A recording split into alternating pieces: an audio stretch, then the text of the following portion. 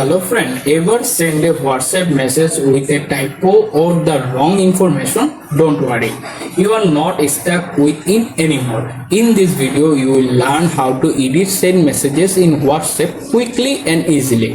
Follow this simple step to fix mistake, keep conversation clear and communicate it with more confidence in just a few easy steps today.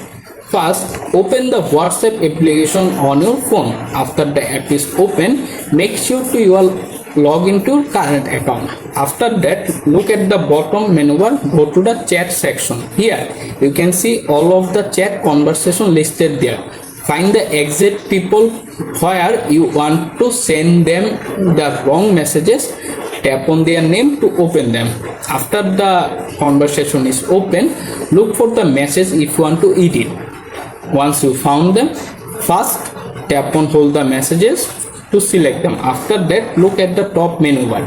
Here, find the three dots more symbol icon. Click on them. From the pop-up menu, select edit.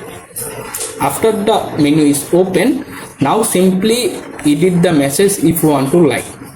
Once everything is okay, simply tap on the check mark or send button, and that's it. How you can easily edit send messages in WhatsApp. Thanks for watching. Bye, take care.